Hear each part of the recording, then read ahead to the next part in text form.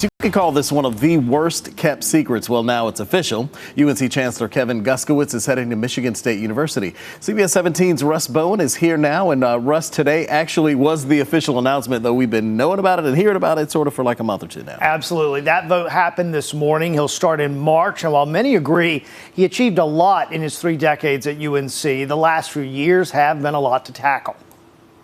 Mr. Chair. Since becoming UNC's chancellor in 2019, Kevin Guskowitz has dealt with a number of headlining challenges.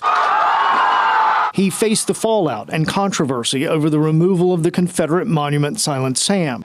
Against the advice of some medical professionals, he brought students back to campus during the COVID epidemic, but a week later sent them back home because of an outbreak. This year, the Supreme Court ruled against UNC's use of race as a factor to admit more minority students. But there's also been tension on the UNC Board of Trustees as some of the far-right leaning members have jumped into the culture wars. The university's greatest asset is its people.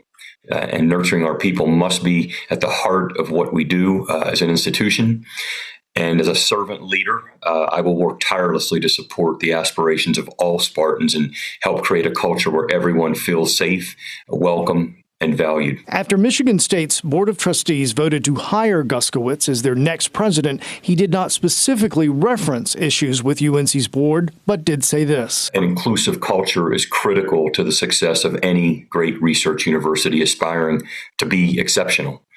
A diverse community is imperative to attracting and retaining the best students, faculty, and staff. Governor Cooper went further by posting on X, UNC governing boards controlled completely by legislative Republicans with their extreme appointees hurts our university's economy, reputation, and the chancellor leaving UNC is a prime example. The process of appointing university leaders must change. In the meantime, the chairman of the UNC Board of Trustees said in part, "Our board has collaborated successfully with Chancellor Guskowitz on a range of important initiatives, including campus budget reform, student advocacy, career services, free speech, academic freedom, and the new School of Civic Life and Leadership." Still not addressing the tensions, Guskowitz noted his efforts at UNC that he hopes to bring to Michigan State. I've been part of building a culture of collaboration that I believe is unique and has prepared me to work across disciplines and departments, and that I will make certain will happen at Michigan State University.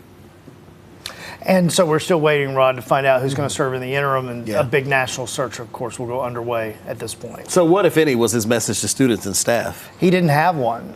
He was talking directly to the Board of Trustees in Michigan, right. Even though there was a great wide audience, including us, right? Mm-hmm. Did not address students or staff. Doesn't mean that he won't at some point before he leaves, but really nothing to say other than what he's done at the university. That was my thought. Before he leaves, I'm sure he will have one. All right, Russ, we appreciate it. Thank you very much.